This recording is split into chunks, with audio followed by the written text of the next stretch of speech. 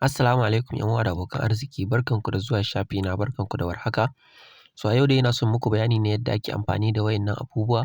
Akwai update mai zafi da muke da shi a cikin Telegram group, wato yadda ake amfani da Neteller, sannan kuma da katukan da suke hawa EasyPay, da kuma katukan da suke hawa Skrill, da kuma katukan da suke hawa PYYPL, da katukan da za mu yi amfani da su a Eversend.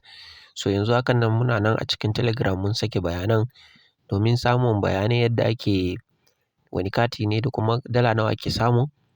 Ku shiga link da yake ƙasan nan a cikin description, akwai link na Telegram group, to a nan za ku samu bayanai yadda ake. Idan dai kuka kasance kun yi subscribing da wannan channel, za ku na samun bayanai akan yadda za ku na samun kuɗi online. Yauwa abubuwan da za a na yi suna amfanan mu na yau da kullum ba tare da samun wani ciwon kai ba. Za ka na samun kuɗi ne a inda kake zaune ba tare da ka fita ba. So muna ba da update ne akan wayannan katuttukan. Idan kun yi subscribing da wannan channel ɗin, za ku na samun update ko da yaushe.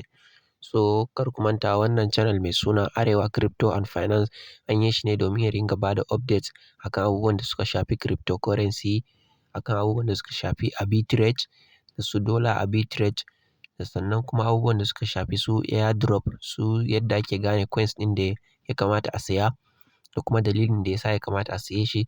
So duk wani update da ya shafi harkar crypto da kuma ya shafi yadda ake samun kuɗi online, irin su Amazon KDP, irin su affiliate marketing, irin su freelancing, yadda ake aiki a su Fiverr, su Upwork, yadda ake su buɗe su Payoneer, su PayPal da sauransu duka a wannan channel ɗin za ku na samun wannan bayanai.